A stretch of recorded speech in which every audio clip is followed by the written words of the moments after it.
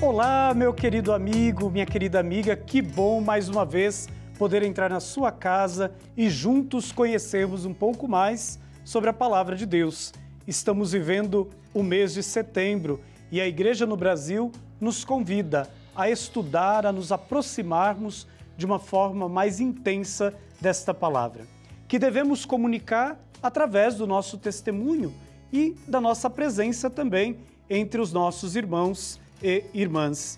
Por isso, não deixe de acompanhar este mês aqui o nosso estudo, que está conhecendo a carta de São Paulo aos Efésios, a proposta que a Igreja no Brasil faz este ano para que conhecemos um pouco mais a Palavra de Deus. Cada ano a Igreja propõe um texto.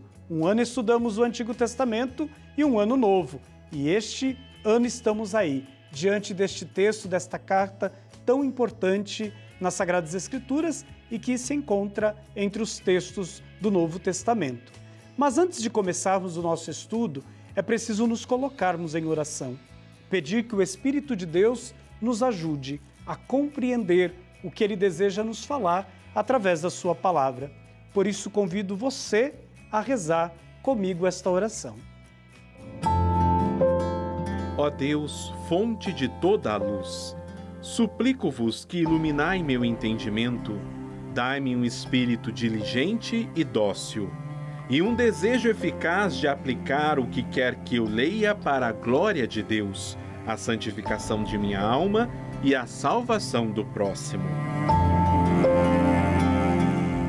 Concedei-me, ó meu Jesus, que como a vossa abençoada mãe, eu possa guardar todas as vossas palavras, ponderando-as no meu coração. Amém.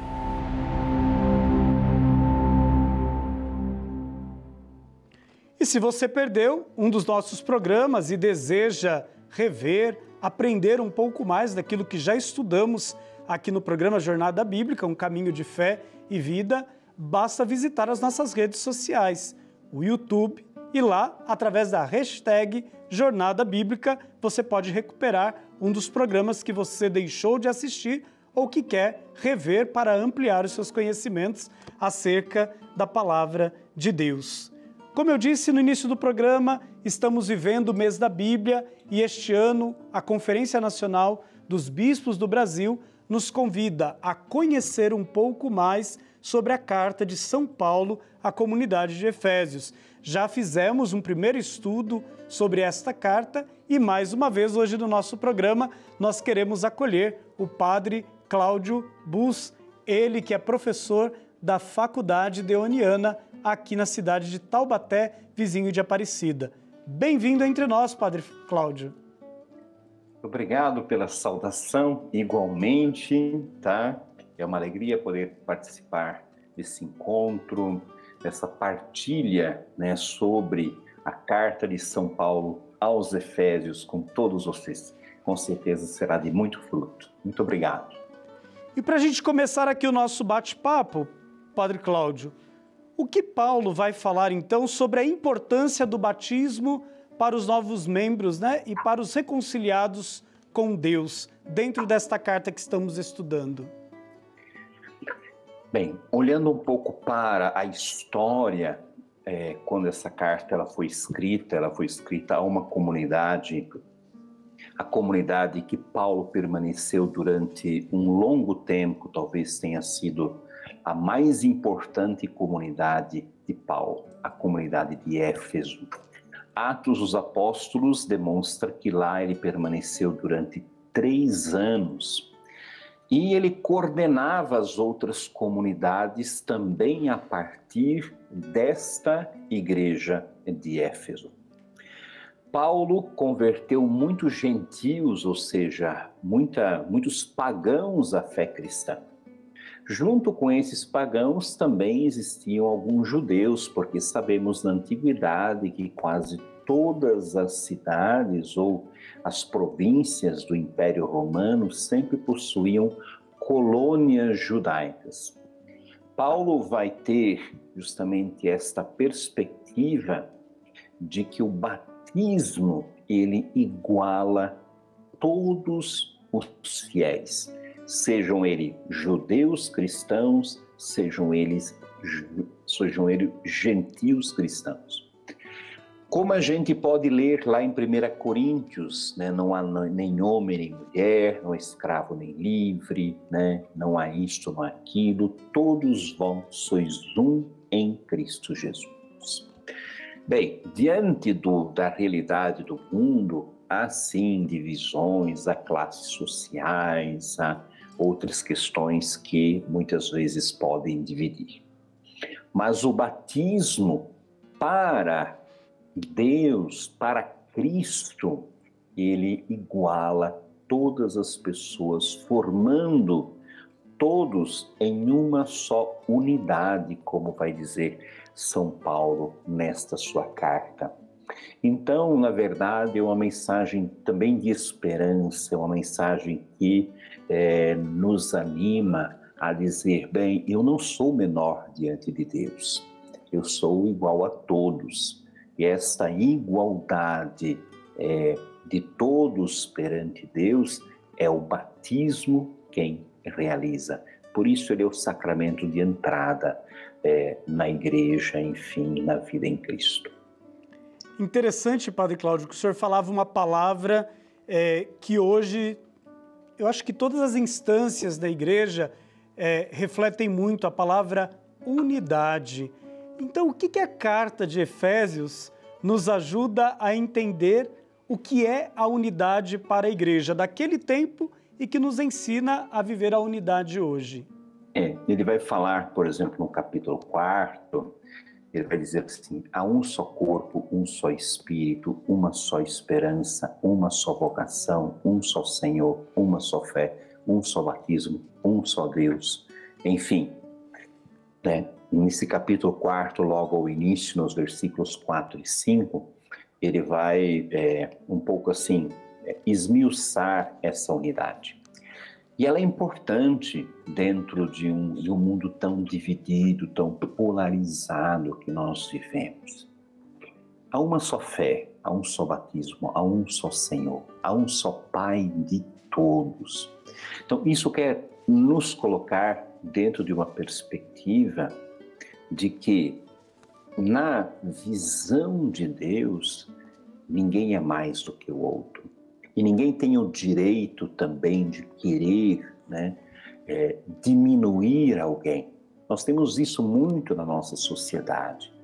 Diminuir as pessoas porque elas têm uma classe social menor, diminuir as pessoas porque elas têm muitas vezes alguma deficiência ou passam por algum momento difícil. A carta aos Efésios nos ensina o exemplo da unidade, tanto na dinâmica da comunhão, mas também na dinâmica do respeito e do amor mútuo. Este é o grande projeto de Deus para a humanidade. Então ela tem muito a nos ensinar no mundo que nós hoje vivemos. Diante disso, a gente sabe que nas primeiras comunidades existia a busca pela unidade, mas também havia alguns atritos que permeavam as relações desta comunidade. Parece que o apóstolo ele resgata algumas dessas situações. Então, por que os judeus e os gentios aí estavam brigando, né, dentro do contexto da carta aos Efésios? Essa foi uma questão que já desde o início da evangelização de Paulo, né, foi uma grande controvérsia. Se a gente lê lá em Atos dos Apóstolos, no capítulo 15, a Assembleia de Jerusalém vai tentar resolver essa questão. Vai demonstrar, bem, nós, se fôssemos judeus, por exemplo, é claro que nós devemos cumprir a lei de Moisés, devemos ser circuncidados, devemos viver os ritos litúrgicos, né, da vida judaica, para depois sermos inseridos em Cristo. Paulo vai dizer, não, a partir do momento em que você aceita Cristo, essas realidades, elas deixam de ser importantes. Vejam, não é que o Antigo Testamento deixa de ser importante. Algumas realidades, elas deixam de ser. como essas que eu citei. Agora, o espírito do Antigo Testamento, que é também fundamentado no amor, na misericórdia, na bondade, na ternura de Deus, ele continua prevalecendo.